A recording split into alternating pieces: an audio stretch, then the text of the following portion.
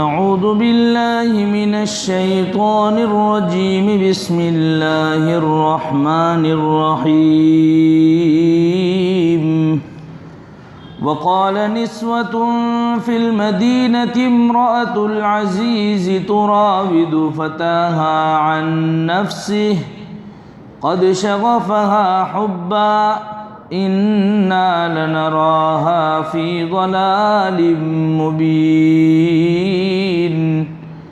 اور شہر میں کچھ عورتیں یہ باتیں کرنے لگی، عزیز کی بیوی اپنے نوجوان غلام کو ورغلا رہی ہے، اس نوجوان کی محبت نے اسے فریفتہ کر لیا ہے، ہمارے خیال میں تو یقینی طور پر وہ کھلی گمراہی میں مبتلا ہیں۔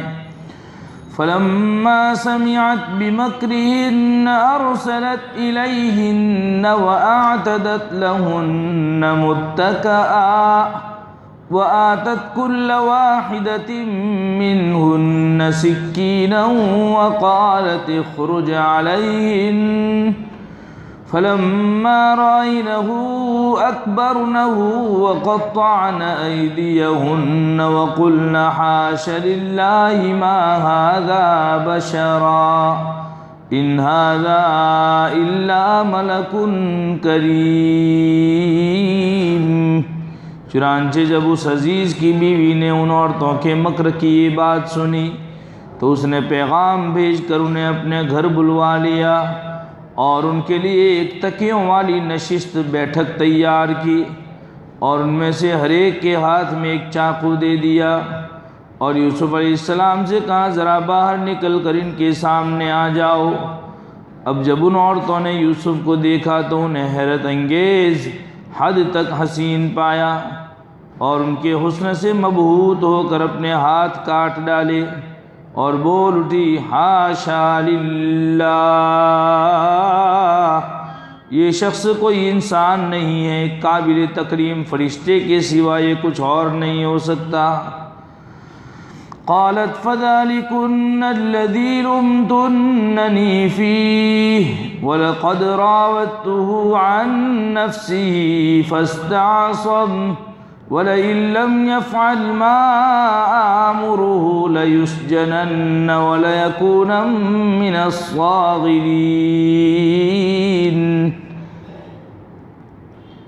عزیز کی بیوی نے کہا اب دیکھو یہ ہے وہ شخص جس کے بارے میں تم نے مجھے طعنے دیے تھے، یہ بات واقعی سچ ہے کہ میں نے اپنا مطلب نکالنے کے لیے اس پر دورے ڈالے، مگر یہ بچ نکلا، اور اگر یہ میرے کہنے پر عمل نہیں کرے گا تو اسے ضرور قید کیا جائے گا اور یہ ذلیل ہو کر رہے گا۔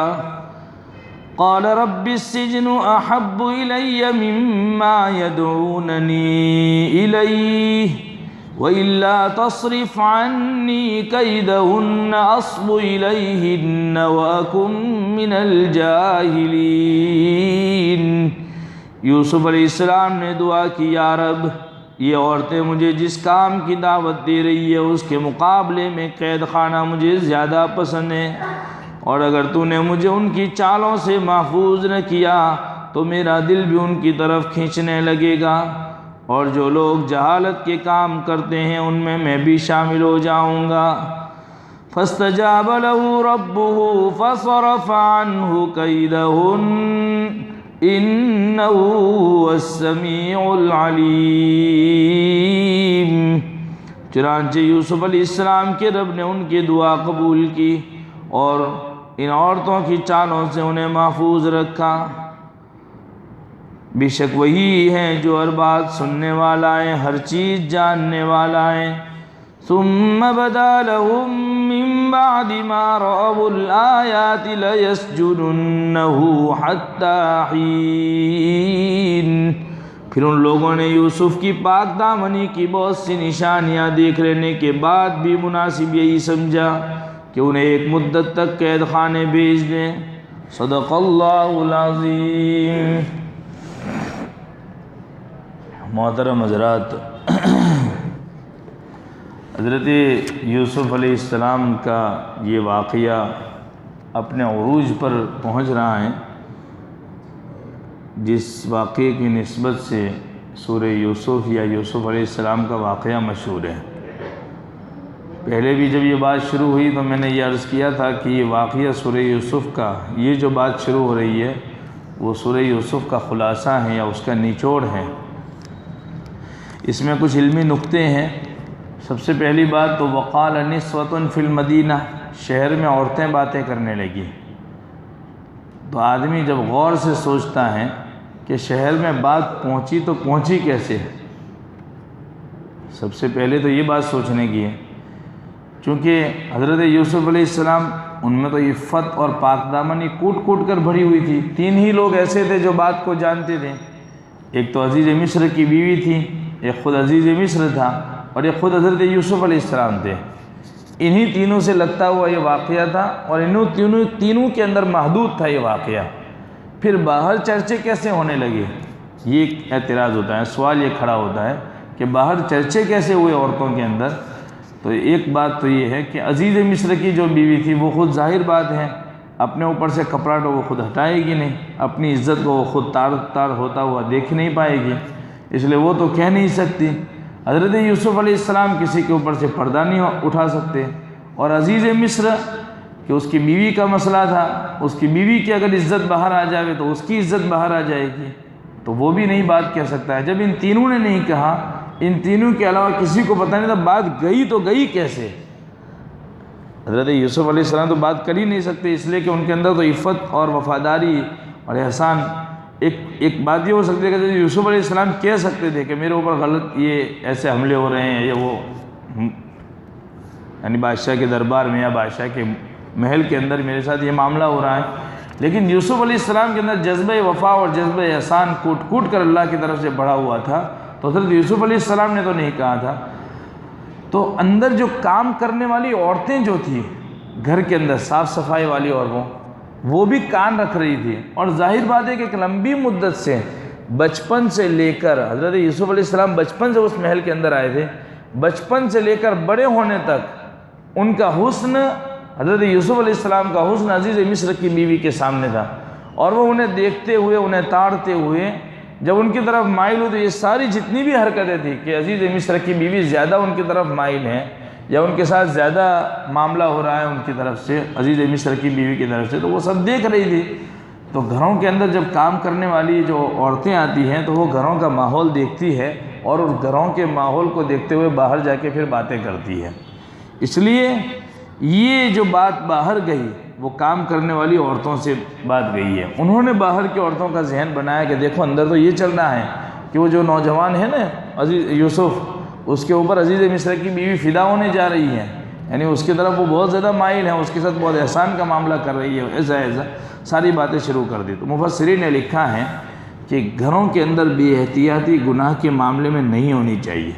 یہ بے احتیاطی صرف گناہ کے معاملے میں نہیں ہونی چاہیے، اور باتوں کے معاملے میں بھی نہیں ہونی چاہیے۔ جیسے ہمارے گھروں میں عام طور سے کبھی بات ہوتی ہے کہ بھائی بچے کا رشتہ ڈالنا ہے، تو اس بات کو میاں بیوی چاہتے ہیں کہ ابھی ہم بات ظاہر نہیں کرتے باہر، اگر تھوڑا بات چل جائے اور ان کے دل میں آ جائے کہ بھائی ہاں ٹھیک ہے ہم تیار ہیں، پھر دوسرے رشتہ داروں کے سامنے بات ظاہر کریں گے۔ یہ بات ہوتی ہے عام طور سے رشتہ داروں میں، اور ہماری سماج میں بھی یہ ہوتا ہے۔ ہم اچھی طرح واقف ہیں اپنے گھروں کے حالات سے کہ جب کہیں پر اپنے بچے کی بات ڈالنی ہوتی تو ہم ہر ایک کے سامنے ظاہر نہیں کرتے، پہلے 2 افراد کے ذریعے پوچھ لیتے ہیں کہ بھائی آپ کا ارادہ ہے ایسا ایسا، اگر وہ ارادہ ظاہر کرتے ہیں پھر افراد بھیجتے ہیں، پھر وعدہ ہوتا ہے 10-12 دن کا، اس کے بعد جب ان کی طرف سے گرین سگنل ملتا ہے تو پھر ہم دوسرے رشتہ داروں کو دیکھو اپنے بچے کی بات ڈالیے، اپنے بچے کی بات ادھر ڈالیے، اس طرح۔ لیکن چونکہ بات جب پوچھتے بھی ہیں آج کل تو وہ بات ہواؤں کی طرح عام ہو جاتی ہے، جیسے ہوا ایک خوشبو کو لے کر یا بدبو کو لے کر پھیل جاتی ہے تو وہ عام ہو جاتی ہے۔ تو چاہے رشتہ داروں سے کسی سے ہم کتنا ہی بات کو چھپائیں، وہ بات پھیل ہی جاتی ہے۔ سامنے سے دوسرے پوچھنے آتے ہیں کیا تمہاری بات چل رہی ہے ادھر، تو بتا نہیں جیسے پوچھوایا ہیں آدمی۔ تو عام طور سے اپنے گھروں کے اندر بات محفوظ اگر رکھنی ہے تو گھر کے اندر جو کام کرنے والے احباب ہوتے ہیں ان سے محفوظ رکھنا چاہیے، ورنہ گھروں کی جو پلاننگ ہوتی ہیں، گھروں کے آپس کے جو مشورے ہوتے ہیں، وہ بات دو بندوں تک محدود نہیں رہتی. اگر تیسری کام کرنے والی یا کسی نے نوکر نے سن لی وغیرہ تو ان کو پتہ چل جاتا ہے, پھر سب کچھ گھر کے اندر کیا ہو رہا ہے وہ سب کچھ باہر یعنی ڈکلیئر ہو جاتا ہے کہ بھئی ایسا معاملہ ہے اس گھر کے اندر.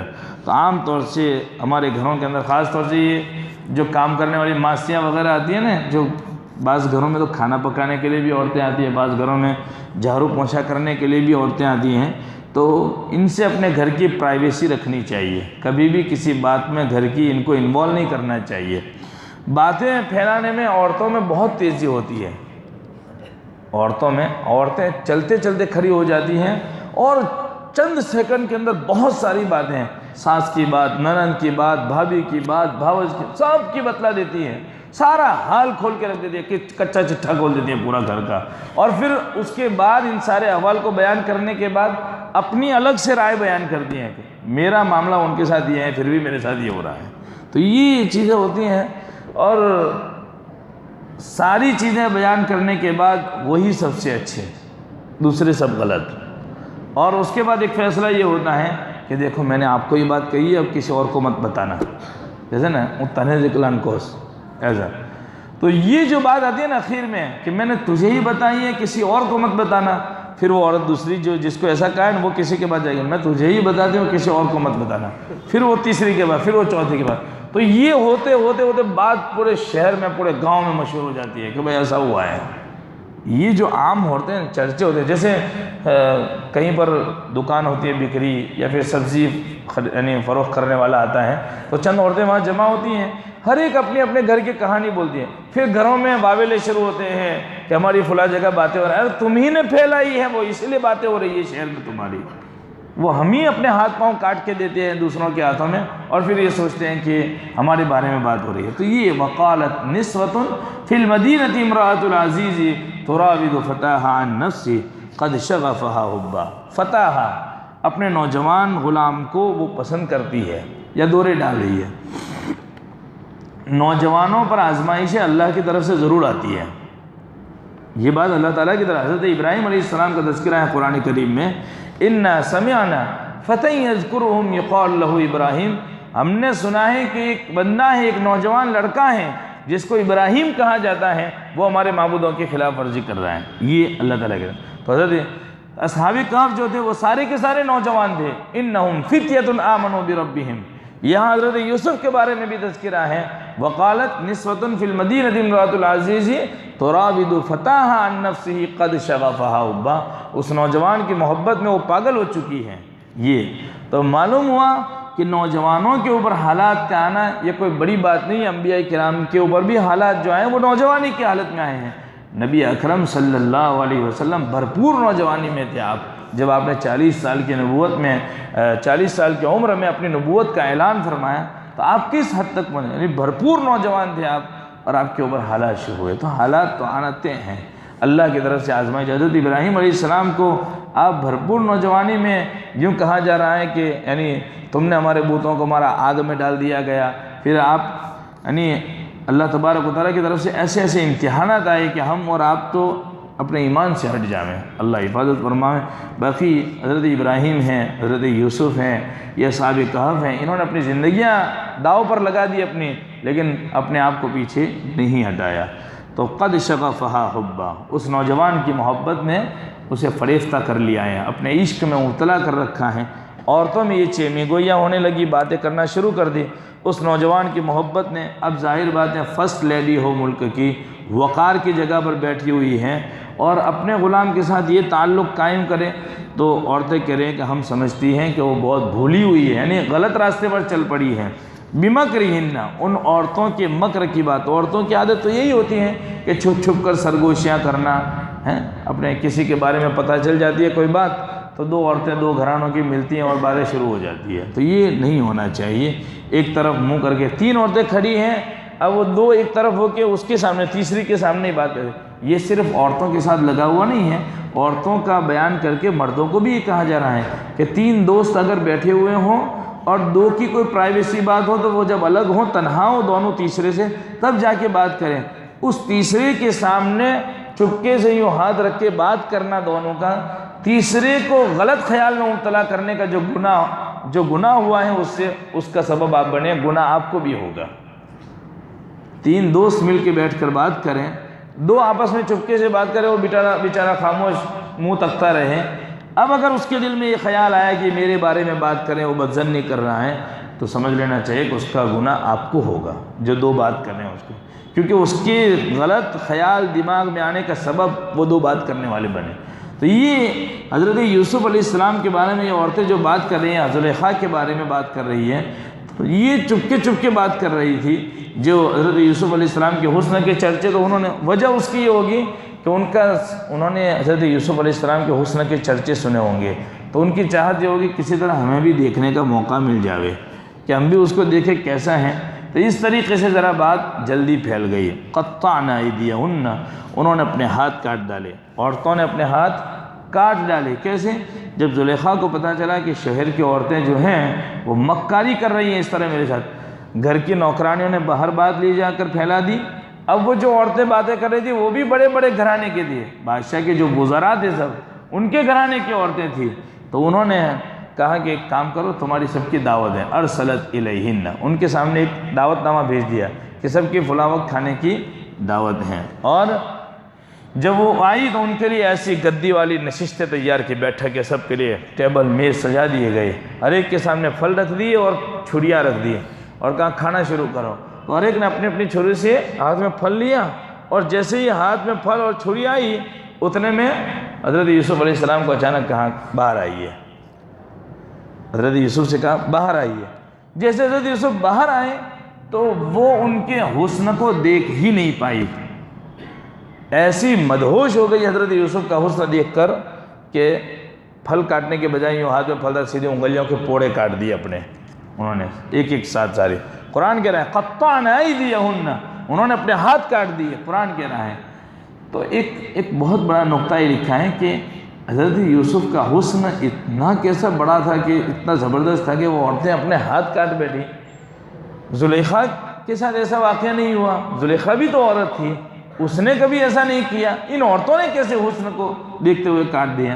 تو علماء مفسرین نے لکھا ہے کہ حضرت یوسف علیہ السلام کے حسن کو زلیخا دیکھنے کی عادی بن چکی تھی، بچپن سے ان کے حسن کو دیکھتے ہوئے حضرت یوسف علیہ السلام بچپن میں تھے، بچے تھے تب ان کے گھر میں آئے تھے، بچے سے لے کر بڑے جوان ہوئے، اس وقت تک ان کا حسن جو تھا وہ زلیخا کے سامنے تھا۔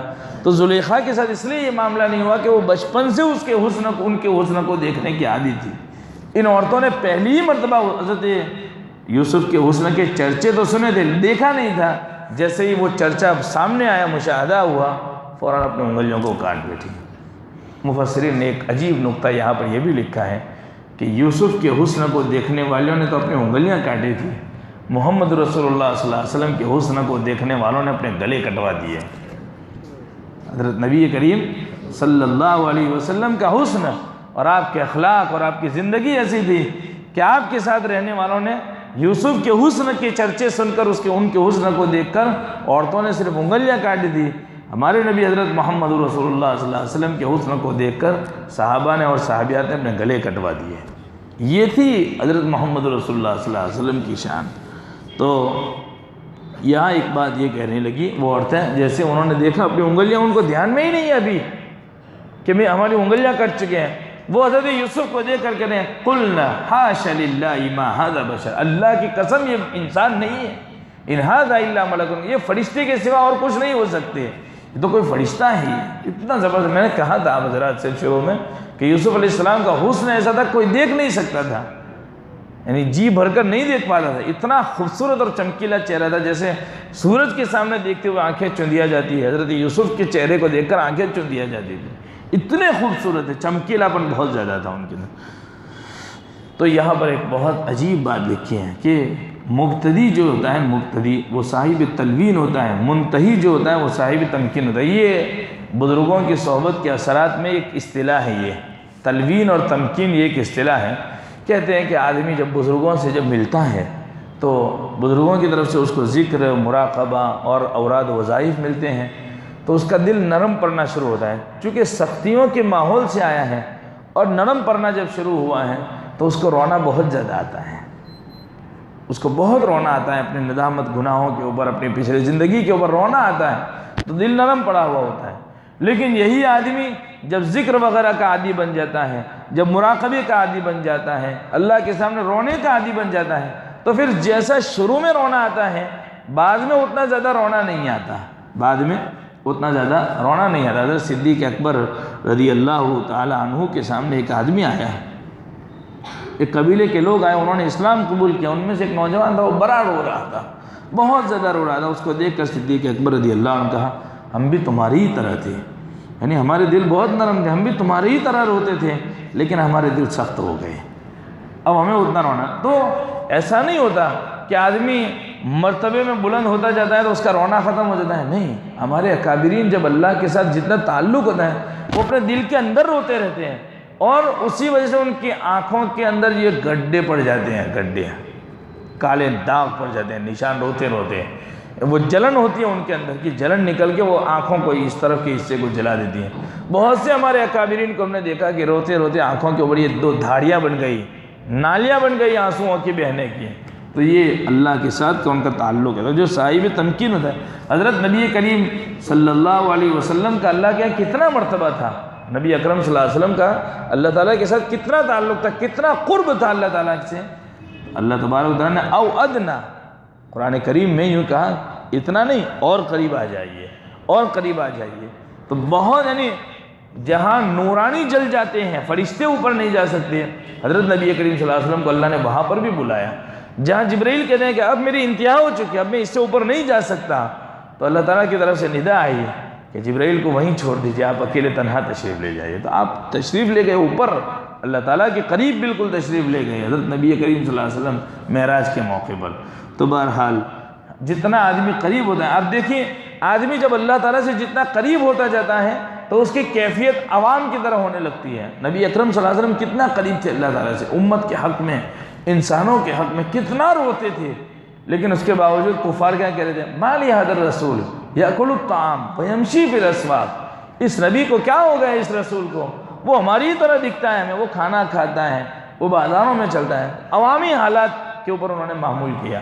تو آدمی جتنا اللہ سے قرب ہوتا جاتا ہے، ہم کیا سوچتے ہیں جو بہت زیادہ روے یا بہت زیادہ یعنی تسبیح پڑھتا رہے اور ایسا، تو وہ بہت اللہ والا، اور جو گھل مل کر رہے سب کے ساتھ تو وہ اللہ والا نہیں ہو سکتا۔ نہیں، دلوں کی کیفیات کا مالک اللہ تعالیٰ ہوتا ہے۔ بزرگوں کے احوال جو ہوتے ہیں نا، وہ ظاہر میں ہمیں ایسا لگتا ہے کہ ظاہر میں تو کچھ دکھتا نہیں ہے، کیسے ہی بزرگ ہیں، لیکن ان کے راتوں کی کیفیت ہے، ان کی تنہائی کی کیفیت ہے، ہم نہیں جانتے۔ ہمارے حضرت مولانا پیر ذوالفقار صاحب دامت برکاتہم العالیہ، حضرت مسجد اقصیٰ کی ایک کنارے کی طرف بیٹھے۔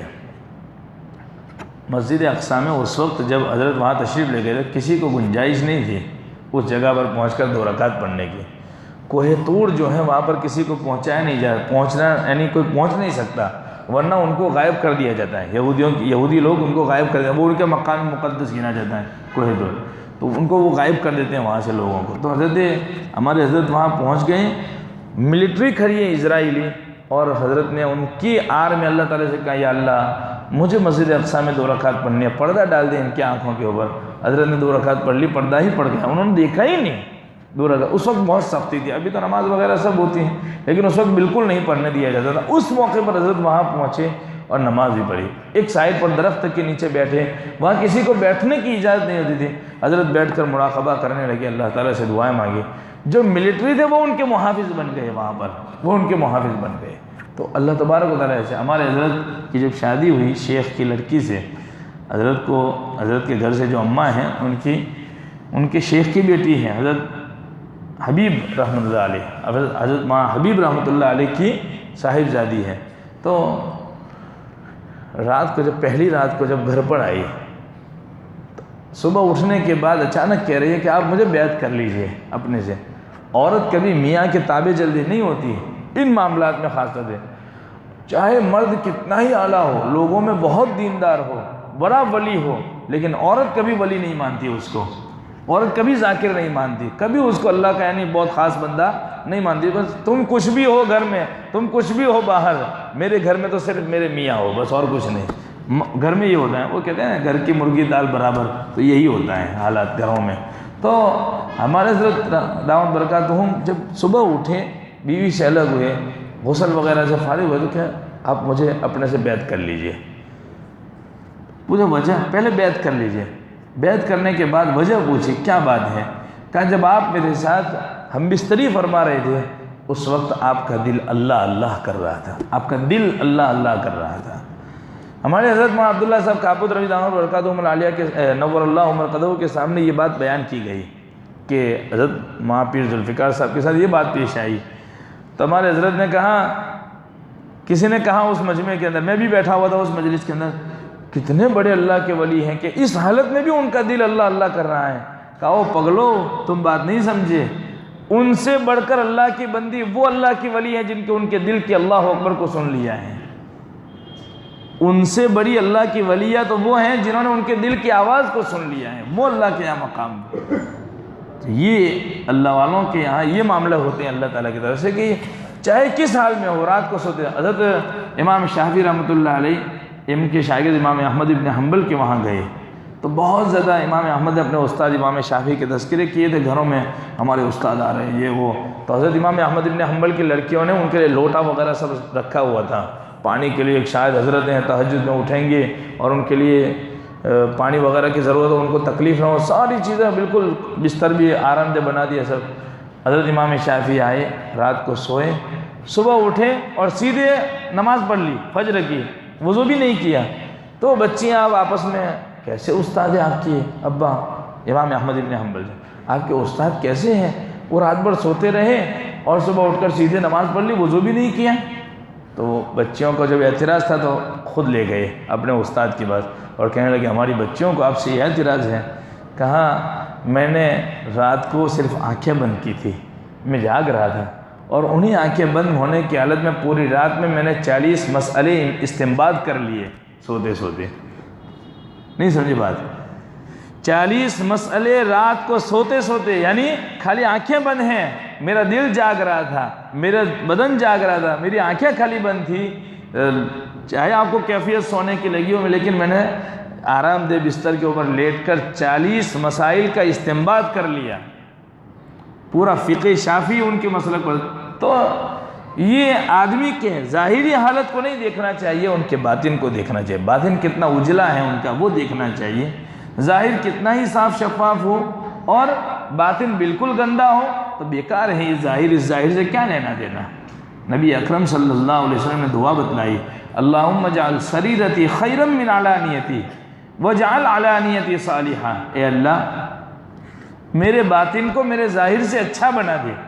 دعا بتلائی، اے اللہ میرے باطن کو میرے ظاہر سے اچھا بنا دے اور میرے ظاہر کو نیک بنا دے. کتنے بہترین دعا! ظاہر نیک ہوگا تو باطن کو اس سے اچھا بننے کی دعا کی ہے تو وہ کتنا نیک بن جائے گا. تو یہ دعائیں مانگنی چاہیے کہ اللہ میرے باطن کو میرے ظاہر سے اچھا بنا دے اور میرے ظاہر کو نیک بنا دے. حضرت امام جاہز رحمۃ اللہ علیہ ان کا ظاہر چاہے کیسا ہی تھا. امام جاہز بہت بڑے لغت کے امام گزرے ہیں. ایک مرتبہ کہ ایک جگہ بیٹھے ہوئے تھے، ایک عورت آئی اور اس عورت نے آ کر صرف اتنا جملہ کہا ایسے. ایک مرد کو سامنے ساتھ لے کر آئی وہ عورت، بیٹھے دونوں، کہا ایسے اور وہ چلی گئی وہ عورت. وہ امام کہتے ہیں امام جاہز میں اس کے پیچھے پیچھے گیا. بہت بڑے امام تھے لیکن ظاہری شکل و صورت اچھی نہیں تھی، کالی کلوٹی تھی اور بہت یعنی ایسے اچھی خوبصورت، جو خوبصورتی کی جو یعنی دیکھنے میں جو خوبصورت ہے کہ ایسی کوئی شکل میں کچھ تھا نہیں. ہونٹ بڑے بڑے، کالا چہرہ بالکل، دانت ایک دم چمکدار سفید بیچ میں، تو عجیب لگتا ہے. تو وہ ایسے تھے. تو وہ جب پیچھے پیچھے گئے اس آدمی کو، اس کو پکڑا، کیا بات ہے اس عورت ہے تو ان کو صرف اتنا جملہ کہا ایسے. کیا بات یہ ہے کہ وہ عورت میرے پاس آئی، میں تصویر بنانے والا ہوں. تو وہ میرے پاس آئی اور مجھے کہنے لگی شیطان کی تصویر بنا دو. تو کہا میں کیسے بنا سکتا ہوں شیطان کی تصویر؟ تو ہی مجھے دکھا کیسی تصویر چاہیے شیطان کی، میں ویسی بنا دو. تو وہ مجھے لے کر آئی اور بٹھا کر مجھے کہا ایسے، یعنی آپ کی طرف اشارہ کر کے کہا کہ شیطان کی شکل ایسی ہوگی. تو ظاہری شکل پر کبھی نہیں جانا چاہیے. وہ عورت ظاہری شکل پر گئی، اس نے ان کو یہ سمجھ لیا. اس کو کہاں پتا تھا کہ اتنا بڑا امام جاہز لغت کا بہت بڑا امام گزرا ہے. تو بہرحال نیکوکار لوگ جب ہوتے ہیں نا، اللہ تعالیٰ ان کے چہرے پر نور عطا کر دیتے ہیں. وہ ہوتے تو انسان ہیں لیکن فرشتوں کے مانند نظر آنے لگتے ہیں. یہ جیسے کہا نا ما ھذا بشرا ان ھذا الا ملک کریم، یہ فرشتے ہی ہو سکتے ہیں۔ تو حضرت یوسف کی کیفیت ایسی تھی کہ عورتوں کو انسان کی شکل میں فرشتہ نظر آنے لگا تھا۔ اب جب یہ واقعہ ہوا تو اب زلیخا بہادر بن گئی۔ زلیخا نے کہا دیکھو یہ عورتیں بھی فریفتہ ہو گئی، تو اب مجھے اپنی بات بیان کرنے میں کوئی حرج نہیں۔ تو اس نے اپنی بات خود پھوڑ ڈالی اپنی طرف سے کہ تمہاری بات سچی ہے، جو تم نے سنا ہے وہی حقیقت ہے، میں نے ہی دورے ڈالے ہیں، لیکن یہ بات بھی یاد رکھیں کہ اگر یہ میری بات نہیں مانے گا تو میں اسے قید خانے میں ڈال دوں گی، میں اسے قید خانے میں ڈال دوں گی۔ کہاں مستوں پہ انگلیاں نہ اٹھاؤ بہار میں، کسی شاعر نے کہا ہے کہ مست جو لوگ ہوتے ہیں نا اللہ کی نسبت پر مست ہوتے ہیں، پاگل ہوتے ہیں جو اللہ کی عشق میں، کہ ان پہ انگلیاں نہیں اٹھانی چاہیے۔ دیکھو تو ہوش ہیں بھی کسی ہوشیار میں، یعنی یوسف علیہ السلام کا حسن بھی ایسا ہی تھا کہ چاہے وہ جو انگلیاں اٹھانے والی تھی کہ یہ ایسے ایسے لوگ ہیں، وہ زلیخا ان کے اوپر ایسے فریفتہ ہیں، وہ خود ان کے عشق میں گرفتار ہو گئی، وہ خود ان کے حسن پر عاشق ہو گئی۔ اس لیے کہا کسی شاعر نے، عربی کے شاعر نے کہا لا تخف ما صنعت بک الاشواق واشرح ہواک فکلنا عشاق، ہم سب کے سب عاشق ہیں۔ وہ عورتیں کہہ رہی ہیں ہم سب کے سب عاشق ہیں، شاعر کا شعر ہے لیکن ان کا جو مضمون ہے وہ اس شعر میں چھپا ہوا ہے، ہم سب کے سب تمہارے عاشق ہیں، کھل کے سامنے بات کرو۔ تو وہ اس نے کہا ظاہری جو عیب ہوتا ہے کسی کا اس پر ہنسنا نہیں چاہیے، ظاہری عیب کسی کا ہو تو اس پر ہنسنا نہیں چاہیے۔ وہ عورتیں زلیخا کے اس فعل کو سن کر ہنس پڑی تھی، مذاق اڑا رہی تھی، باتیں کر رہی تھی۔ اللہ تبارک و تعالیٰ نے وہ سارے وزراء کی عورتیں تھیں، مالدار گھرانے کی عورتیں تھیں، وہ ساری بھی جنہوں نے اپنی انگلیاں کاٹ دی تھی، ان کو بھی حضرت یوسف کے عشق میں مبتلا کر دیا، ان کے حسن پر فریفتہ کر ڈالا۔ تو ظاہر ہے کسی کے اوپر ہنسنا نہیں چاہیے کسی کی غلطی کو دیکھ کر، بلکہ اللہ سے عافیت مانگنی چاہیے۔ کسی کے اندر برائی دیکھی، کسی کا عیب دیکھا تو ہنسنا نہیں چاہیے کبھی۔ ہم کیا کرتے ہیں اس کا ٹھٹھا بنا دیں، اس کا مذاق اڑاتے ہیں، ہنسی نکال دیں، ہنسنا نہیں چاہیے بلکہ اللہ سے عافیت مانگنی چاہیے۔ اس لیے عربی کا ایک مقولہ حدیث پاک میں ہے لا تظہر الشماتۃ بأخیک، لا تظہر الشماتۃ بأخیک فیعافی اللہ ویبتلیک، تو اپنے بھائی کی کسی بات پر تمسخر نہ اڑا، مذاق نہ اڑا، ہو سکتا ہے کہ اللہ تعالیٰ اس کو تو عافیت دے دے اور تجھے اس گناہ میں مبتلا کر دے دے۔ اور ہوتا یہی ہے، کسی نے چوری کیا ہم اس پر ہنسیں گے تو اللہ چوری میں مبتلا کر دے گا، کسی نے زنا کیا ہم اس پر ہنسیں گے۔ ہنسنا گویا حقارت ہے، اپنے آپ کو بڑا سمجھنا، اپنے آپ کو پاک اور صاف شفاف سمجھنا اور دوسرے کو گندا سمجھنا کہ وہ تو فلاں ایسا ہے ایسا ہے، اور ہم تو کسی کی بات پر نہیں ہنسنا چاہیے۔ کسی کو ذلت ملے یا اس سے کوئی گناہ سرزد ہو جاوے، کوئی خطا ہو جاوے تو خوشی نہیں منانی چاہیے۔ حدیث پاک میں آتا ہے من ذب عن عرض اخی المسلم ذب اللہ عن وجہہ النار یوم القیامہ، جو بندہ اپنے بھائی کی عزت سے مکھیاں اڑائے گا، یعنی اپنی بھائی کی عزت پر پردہ ڈالے گا، تو اللہ تبارک و تعالیٰ اس کی غلطیوں پر پردہ ڈالے گا، اس کا دفاع کرے گا، اور قیامت کے دن جہنم کی آگ سے اس کے چہرے کو ہٹا دے گا اللہ تعالیٰ قیامت کے دن۔ اسی لیے کسی بھی مسلمان بھائی کی کسی بھی غلطی کو لوگوں میں اچھالنا نہیں چاہیے۔ مصیبت زدہ کو دیکھ کر نبی اکرم صلی اللہ علیہ وسلم نے فرمایا کہ دعا پڑھنی چاہیے، عافیت کی دعا بتلائی، الحمدللہ الذی عافانی مما ابتلاک بی وفضلنی علی کثیر ممن خلق تفضیلا۔ اس دعا کے پڑھنے سے ایک بات تو یہ ہے کہ عجب نہیں آتا، آدمی کے اندر کسی کی حقارت نہیں آتی، تکبر نہیں آتا، اس دعا کو پڑھنے کی برکت ہے۔ اور جب کسی کو کسی بھی مصیبت میں، کسی بھی بیماری میں یا کسی ایکسیڈنٹ میں یا کسی چیز کا نقصان ہوتے ہوئے دیکھ لیا اور یہ دعا پڑھ لی، اللہ تعالیٰ زندگی بھر اس مصیبت میں، اس تکلیف میں مبتلا نہیں کریں گے۔ یہ میں نہیں کہہ رہا ہوں، آقا صلی اللہ علیہ وسلم فرما رہے ہیں کہ آدمی کسی مصیبت زدہ کو، کسی بھی تکلیف والے کو دیکھ کر اس دعا کا اہتمام کر لے، اللہ تعالیٰ اس تکلیف میں اس کو زندگی بھر مبتلا نہیں فرمائیں گے۔ تو ایسے موقع پر ان دعاؤں کا اہتمام کرنا چاہیے۔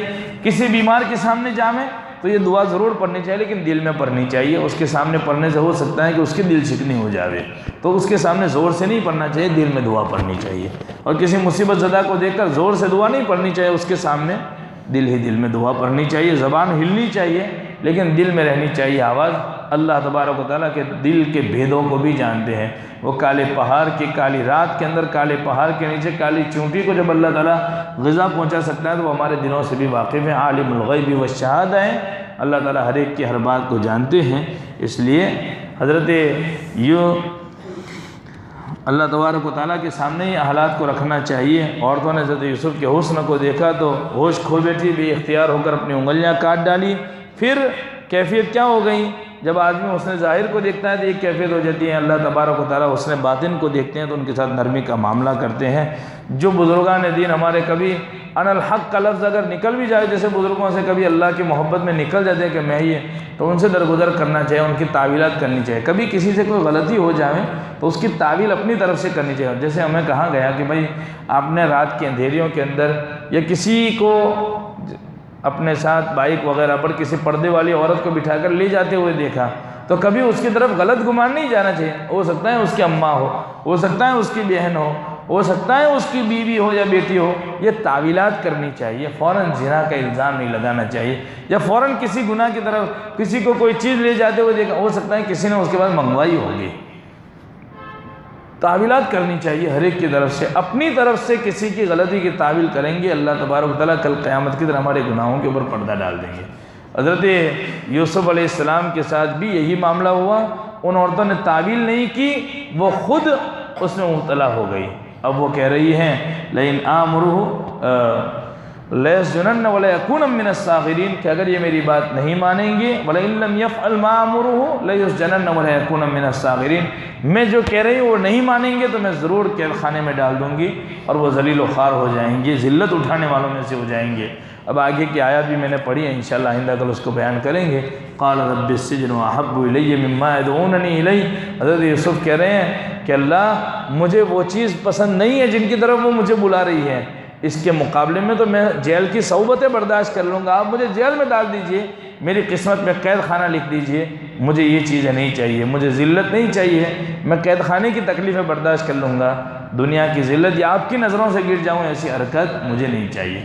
اللہ تبارک و تعالی ہمیں بھی اپنے یہاں مقام نصیب فرماوے، اپنے یہاں قرب نصیب فرماوے، اور ایسی تمام چیزوں سے جو اس سے ہمیں دور کرے اللہ ہماری حفاظت فرماوے۔ سبحان اللہ و بحمدہ، سبحانک اللہم و بحمدک۔